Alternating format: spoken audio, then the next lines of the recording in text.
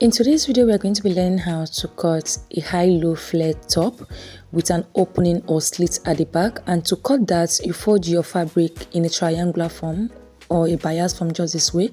To get the amount of fabric you are working with, it depends on how wide you want the flare to be. Okay, so I'm going to come up here and then place my tape to see where it will accommodate my shoulder measurement. So you look for where it accommodates your shoulder measurement. My shoulder is 15 divided by 2 is 7.5 plus half an inch for sewing allowance.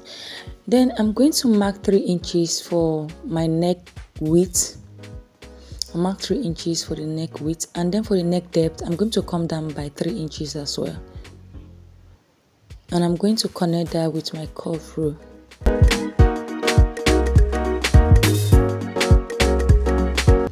So I'll come here and come down by 1 inch for my shoulder slope. You know our shoulders are not equal, so we always come down by 1 inch for our shoulder slope. And then from that shoulder slope, I'm going to come down to mark my arm length. How to get your arm length? Divide your bust by 6, then add 1.5 inch to it. So whatever I have as my shoulder measurement here, I'm going to come here to mark it here. I'm going to come down, mark it here to get a straight line. Okay, and I'm going to connect that all the way up, and then I'll extend it. The next thing I'm going to do right here is to divide my bust by 4 and mark it on the chest line. My bust divided by 4 is 8.5. I'm going to mark her right here on the chest line.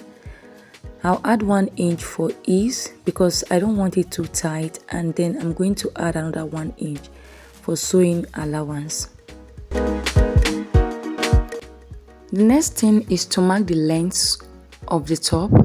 So I'm going to place my tape here on the shoulder line, come down to mark where I want the front piece to stop. You know the front piece is going to be shorter than the back, so I'll mark 20 inches for the front. From the shoulder line, I'm going to mark 20 inches. So to have even measurement, I'm going to take my tape up here to see where that 20 inches stop. So it's 33 inches. So I'm going to mark that 33 inches all around. If you like, you can take the 20 inches from the shoulder line all around, but I prefer doing it this way to have an even measurement. Okay, so I'll just connect it. So I'll just bring these points all the way down this way. We've not curved our armhole, so I'm going to come to this armhole line here, and then I'll mark the midpoint. Whatever I have, I'm going to divide it into 2 equal halves, mark the midpoint. Then on that point, I'm going to go in by half an inch, and then I'm going to use my curve rule to connect that all the way. So this is our armhole curve. So this is basically it for the front. I'll just go ahead and cut it out so we can work on the back piece.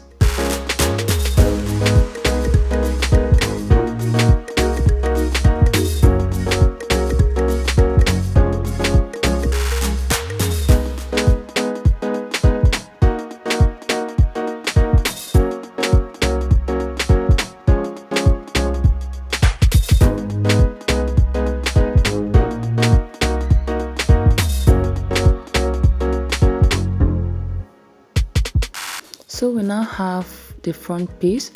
We are going to place this to cut the back. So I'm going to fold the remaining fabric in a bias form as well. And you know the back is going to have some sort of slit. So the 1 inch you see there is for the slit. Okay, remember we said the back is going to be longer than the front, so you come down by the inches you want the back to have. Please, if you are coming down to mark the inches, don't come on the side back. Please mark the inches on the center back. I actually made a mistake and I corrected it off camera. Okay, I believe you know where your side back and your center back is. Where the slit is the center back. So you just come down by the inches you want on that side, and then you connect it the way I did here.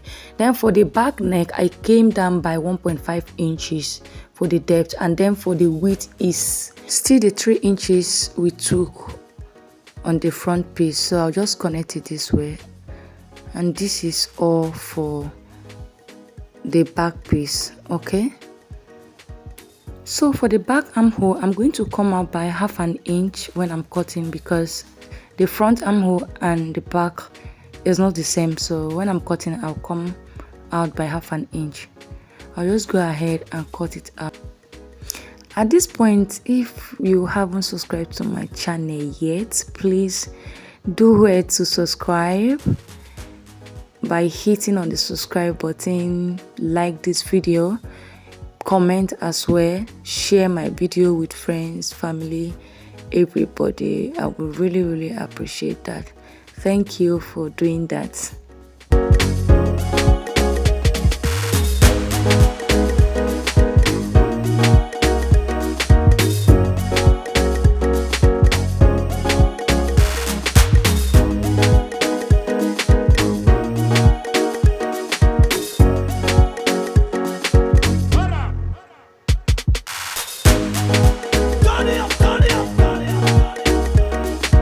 So this is the front, and then we have 2 pieces for the back. So I'll just go ahead now and join the shoulders. So you place them right side facing right side to right side.